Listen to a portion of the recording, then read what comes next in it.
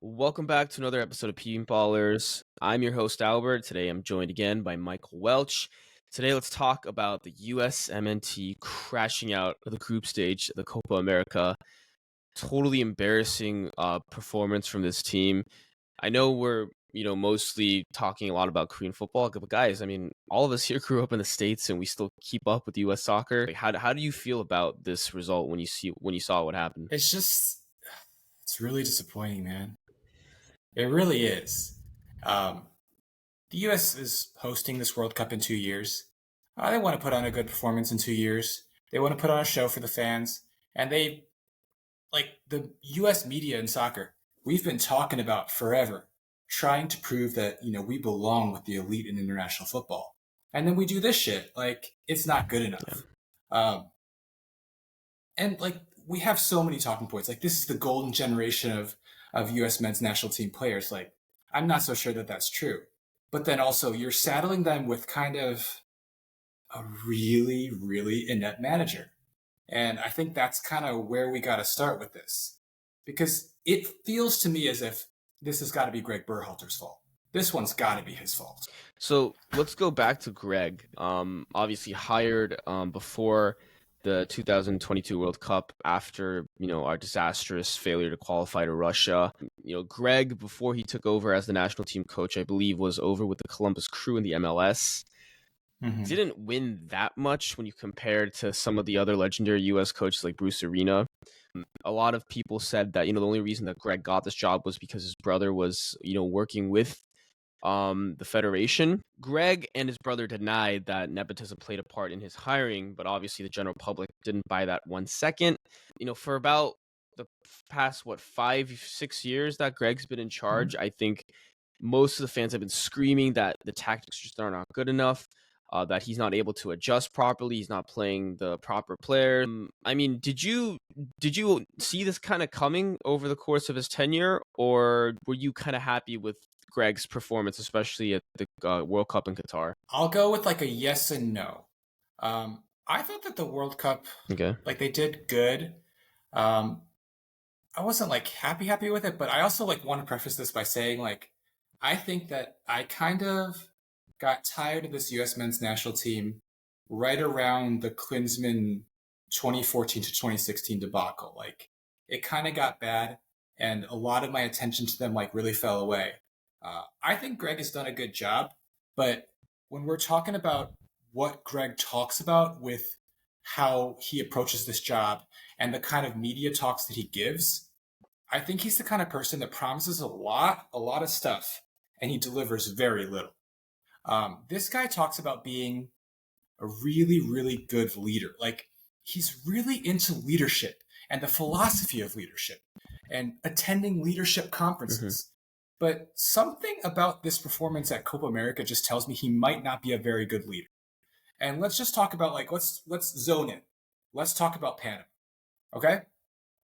After that match, his press conference, he said, "We talked about the tendencies of this ref beforehand, and I felt like we played into his hand." If you say that in your press conference, it's almost an admission that you failed. You're saying, "Hey, I told my guys what this ref does. We prepared for this in meetings." But then they went out and Tim Weah gets a red card for petulant behavior and they lose the match. So you're essentially saying like, yeah, my guys didn't listen to me or they couldn't execute on what we had talked about. That doesn't sound like a very good leader, does it, Albert? No, it doesn't. And I think part of the issue is that these players seem to be way too comfortable with Berhalter. Even after the Panama match, I think after the match against Uruguay, and you heard them talking in the post-match, they were saying, "Oh, we've run through a wall for him," or I still think he's the right guy. I still think we're on the right track. Mustin McKinney said we'll run through a wall for him. Matt Turner said, "Oh, well, I think we're going the right way. I don't see any reason for us to change." Pulisic was saying that I don't know what's going to happen, but we all love him in there, and it's just like, well, you're not always supposed to love your national team coach, especially for international football. You're supposed to almost fear them in a way or respect them. And it seems that instead of being a coach Greg seems to be more of a friend who's going to be patting them on the back, saying, "You know what, it's okay. That's fine, and everything will be okay. We're all good." I mean, that you don't need another parent to lead you to a World Cup. You need a Ooh, you went tactician. there, You need didn't someone who's going to you? get in your face, make you uncomfortable. Yeah, who's going to make you, maybe play in a position that you don't want to play, or maybe have a tough conversation. Say, hey, you know what? I know you don't want to sit on the bench, but this is what it is, and if you don't like it, then get out because we need, everyone on board for this tournament. I don't think Greg is that guy. I'm not going to dispute the fact that he seems like a nice person. But he does have issues in his own personal life. I won't get into that, but besides that, it does seem like the players do like him. But again, like I said, you don't.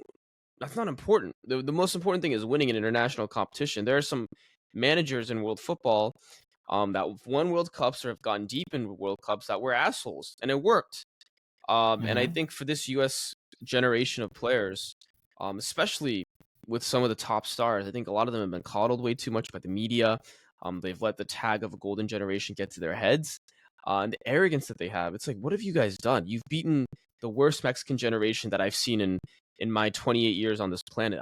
This is the worst Mexican team I've seen in a long, long time because I grew up when I was younger, watching those Mexican teams in the 90s and 2000s that always, gave the U.S. problems when they played.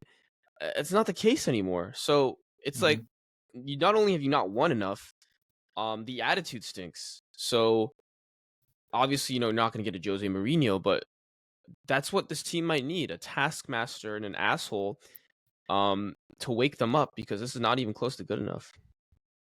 Yeah, you're preaching to the choir here, bud.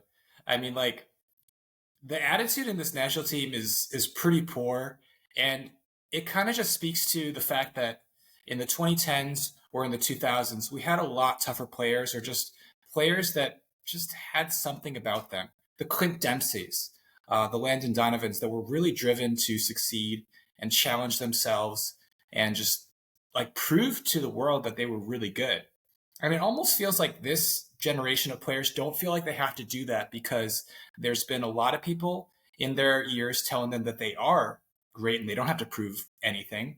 But also, like, there's been a lot of coddling. You know, a lot of these players have grown up and been able to be selected or, you know, signed by some of the best teams in the world, and that like people in their circle, their families have been telling them they're great, and they're like, we got to say it, they're kind of soft. And this all just kind of plays into like Berhalter's whole thing where it almost feels like he has to coddle these kids because some of the people in the circles of the players that he's picking won't handle it if he doesn't, right? Let's go back to Gio Reyna, the whole incident, right? He should have done a lot more to just handle that situation better than he did actually. He didn't really put his foot down. He got mad at the kid for having a bad attitude at the World Cup. And, he said, you're going to have to apologize to your teammates. That was great. But, like, there should have been more done there where he's just like, this is not going to be good enough. You're going to have to show me a lot more. And then it became this whole trend, like this whole scandal where his parents got involved and were like, Greg, what are you doing? Why aren't you playing our kid? And that should have no place in there. And it's just like, it's embolic of this like atmosphere where, yeah, he's friends with these guys, he's taking care of them, and he's making sure the parents are really happy with him. And yeah, that's not going to work. And it also kind of goes back to just the way USSF and soccer development in the US works, right? It's a lot of pay to play. It's a lot of travel soccer teams where you're paying the fees for your kid to get on the team, which means you as a parent are paying for your kid's minutes, right? So if you don't like what the coach is doing, you're going to yell at the coach. If the coach isn't playing your kid enough, you're going to yell at him. But also, what that kind of also caters to is soccer in the US is still a pretty rich sport. It's not like that everywhere around the world. It's really not a rich sport everywhere around the world, but here it is. And so you're kind of going to get a specific type of player from a specific socioeconomic background. And I don't know. It might not be the best player, and it might not represent the US all that well. And then you might not get the performance that some of the other teams from around the world that have a richer soccer heritage or a football heritage will have. That's just kind of like the facts of the Yeah, matter, right? Doesn't that feel like it's a good assessment? 1,000%. Yeah, I mean, I don't think most people realize that our best athletes don't ever play football or soccer. It's gotten a lot better, but even if we have a quote unquote golden generation right now, it is not even close to the potential that we could have if we shuttled our best athletes into the sport. Despite the fact that football is known as a sport that's easy to access in other parts of the world, despite the fact that a lot of people from less privileged socioeconomic backgrounds have been able to become stars, in the United States, there's still a pay to play structure. A lot of it is also based around travel soccer, which takes up a lot of money, a lot of time. You need parents with disposable income and lots of time to go to your matches and practices. And like you Hmm. said, it attracts a certain type of person. It's almost similar to hockey. In the States, I think in hockey, you need a lot of money to buy a lot of equipment. You need dedicated parents Hmm. to drive you to the rink constantly.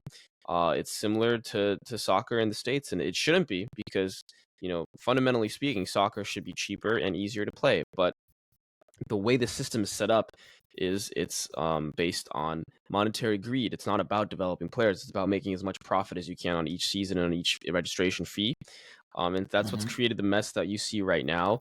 That also creates the entitlement, like you said, those helicopter parents who are always around their kids spewing toxic crap.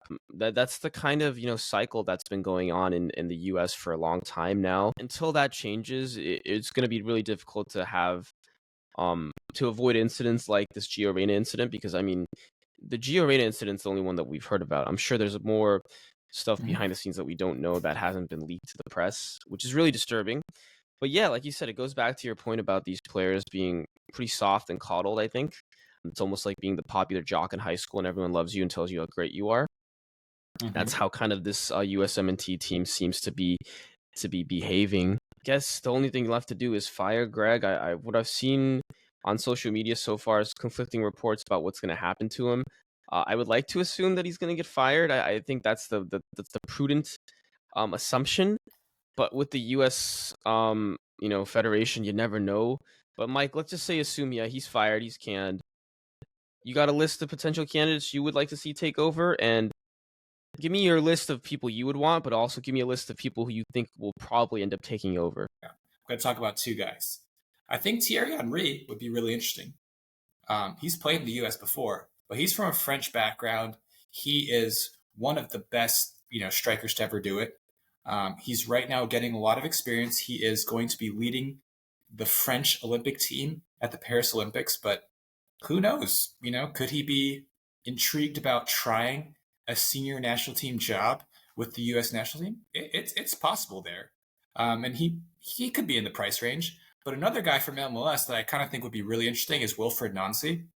I think those are the two guys that I would talk about. We don't want to be going after the Mourinhos or the Jurgen Klopps. We can't be thinking about that as like a U.S. Soccer Federation, right?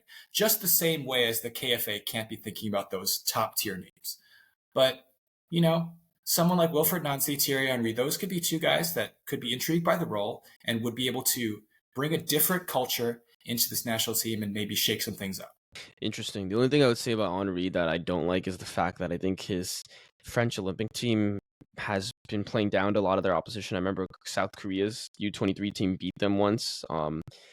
But I mean, yeah, in terms of like personality, yeah, for sure, someone like Henri, a, f- a legend of the game who would be respected, who's also wouldn't be afraid to probably get into their faces, I think, and be a little more honest.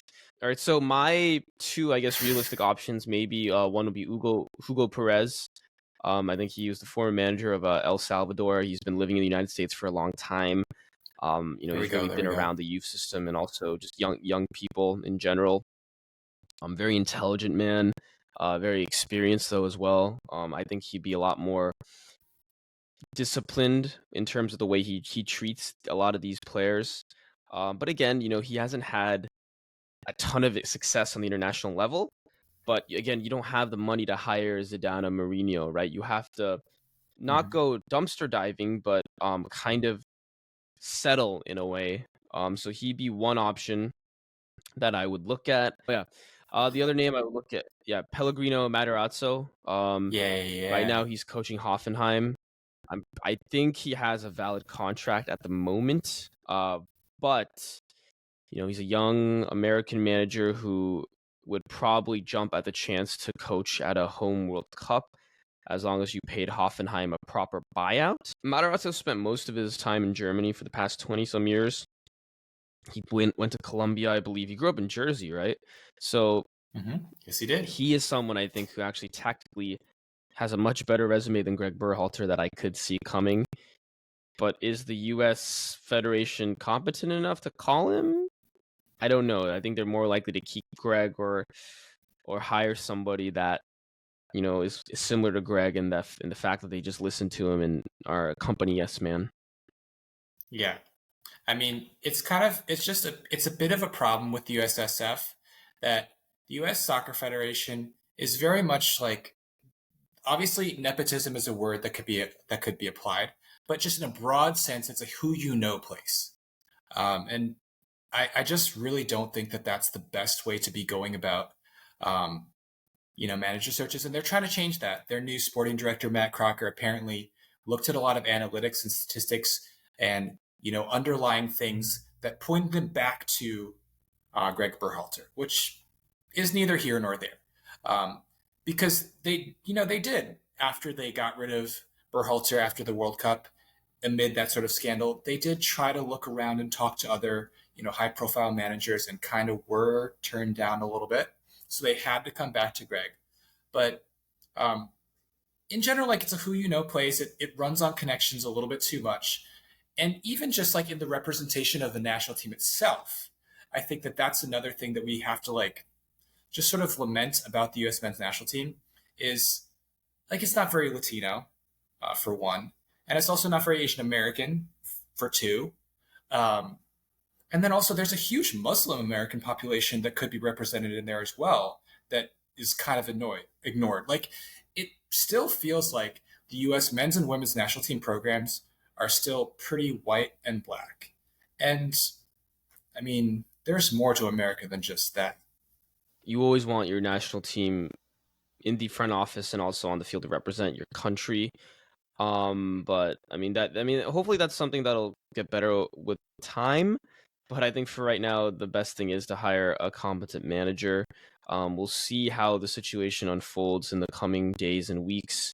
There's not a lot of time left until 2026, guys. It's coming up fast, and if you tank a home World Cup, it's terrible. So keep an eye out on our channel for all the latest updates, and we'll see you in the next one.